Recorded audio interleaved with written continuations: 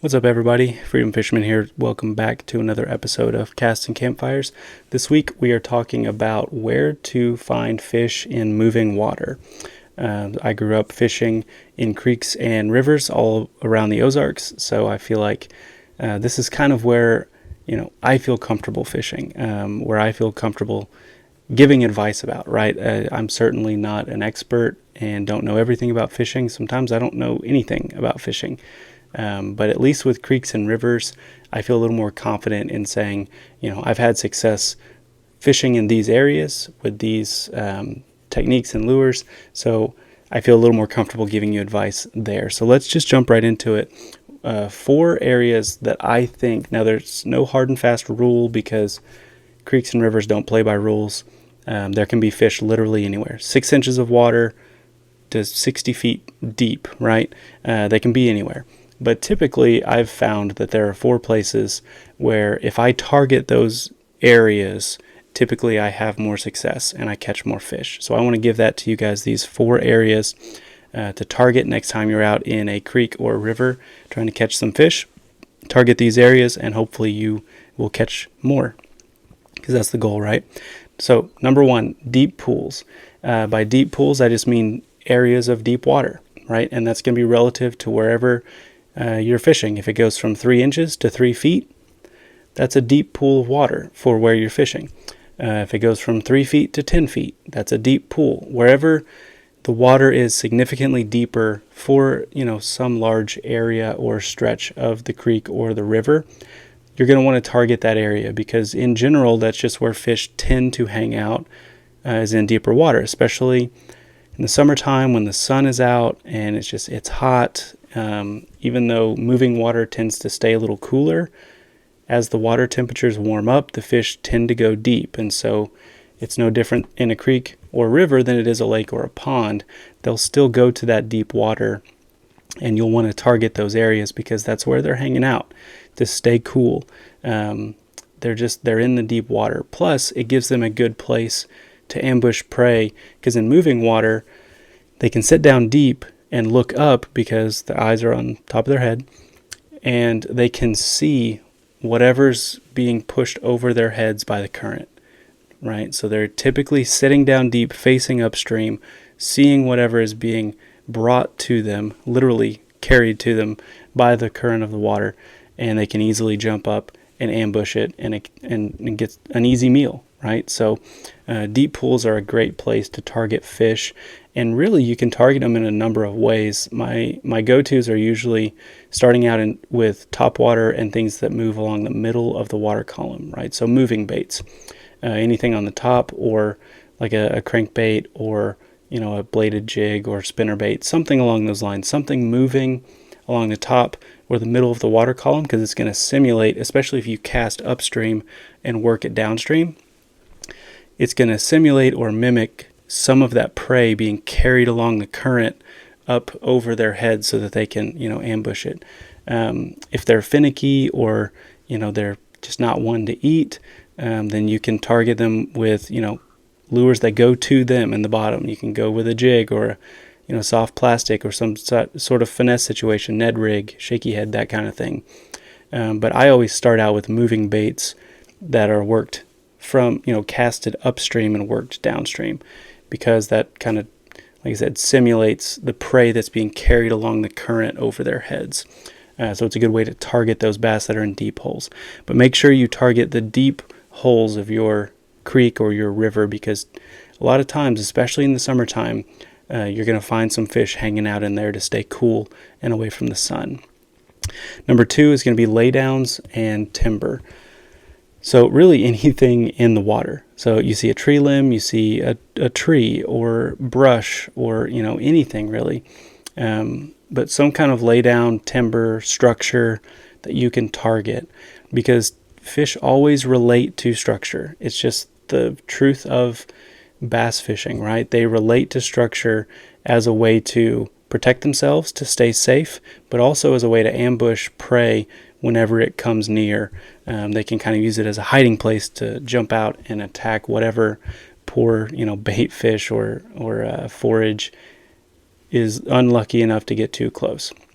So if you see trees or laydowns or timber or any type of structure like that along the creek bed, the riverbed, whatever, target that structure, that area, and see if you can't pick off a few of those fish. The way I like to do that is with there's still power fishing baits, right? They're not finesse baits, but things that you can flip or pitch as close as you can to that cover. So I'm not typically throwing, now I'm not saying that you shouldn't ever do this, because I've definitely done this and caught fish, but moving baits isn't always the play here. A lot of times you're going to want to flip or pitch a jig, a Texas rig, a Ned rig, or a shaky head, or a wacky rig or something, as close as you can to that cover and that structure. Send your bait to the fish. Don't make them react or come and get it, because the reason they're relating to that structure is because they're trying to tuck in tight and then attack anything that comes near to them, or that they can ambush from their hiding place, from their ambush point. So if you go to them with a jig or a soft plastic of some kind, or a finesse technique or something, you'll probably get more bites. You'll get more of those fish off of that structure. But definitely target any timber, laydowns, any of that kind of thing, because typically those are going to hold. They're going to hold fish, and sometimes multiple fish. If you catch one, don't move on to something else. Make a few more casts, because there might be more fish in there. It's the nature of smaller moving water, is the fish are a little more piled up on each other. They've got less places to go. So if you catch one fish somewhere, there might be a second or a third or even a fourth. Sometimes, you never know. So definitely pick them apart really, really well with some slower moving lures, and you should catch some fish. The third place is going to be current breaks. And by current breaks, what I mean is anything that's obstructing the natural and uniform flow of the water. So if you think about a creek or a river, the water is flowing naturally in a uniform manner. It's the same. All the way across, it's flowing the same until something gets in the way of that, right? So if you think about a creek or a river, and it's got a big boulder in the middle of it, right? Just picture a creek with some flowing water, maybe 2-3 feet deep, and a big boulder right in the middle of it. Well, that water isn't deep enough to go over the top of that boulder, right? So it's going to take the path of least resistance. It's not going to go up and over. It's just going to split and go around. And so what that does is it causes an obstruction or a break in the current. And so then that current has to redirect somehow. And so it's going to go around that boulder, and then it's going to come back around on the backside. Now what that does is it's got now it has water flowing in two different directions trying to meet back up. Well, it's not going to seamlessly just meet back up and keep going. It's going to cross and create some sort of whirlpool or little choppy water, or if it's a big enough object, the water can go around it and create some slack water behind the obstruction.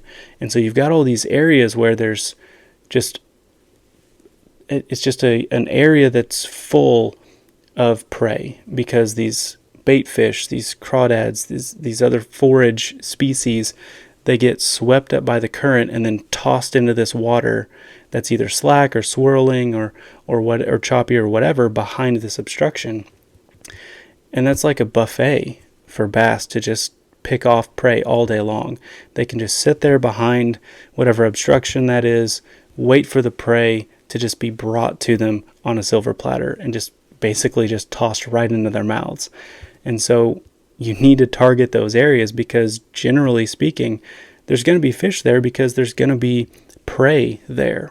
That's a disruption in the flow of water that creates an area that's just rich in food for predator fish to hang out in. And so they're going to hang out in those areas.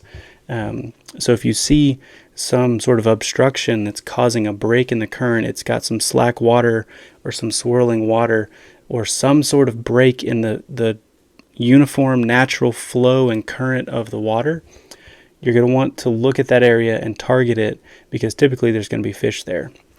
What I like to do in those types of areas is use moving baits. So again, top water, something that's in the top to middle of the water column and moving. because it's simulating a bait that's getting washed down the current or washed downstream by the current. And so if you can target that and make it look as natural as possible, that's why I love to cast upstream and work my lure downstream, because it looks more natural. It makes the fish think that this is just a bait fish that's getting swept down the current, or a crawdad or whatever, and they're more likely to, react to it and strike it if it looks more natural and it's in that, high target area that they're going to be hanging out in. So anytime you see a current break, you see some kind of break in the current of the water, make a few casts there, give it an extra look, or spend some extra time there. Chances are there's some fish hanging around just waiting for something to ambush and attack. And the final place that I'm going to want you to target, or I think you should target, is going to be shaded areas. So shaded areas, especially in creeks and rivers, are high percentage areas to catch fish, because shallower water just means that fish need to go places to hide. That's why deep water, laydowns, and timber are great areas to look for fish, because they're typically going there to hide, find shade, and get protection from the sun.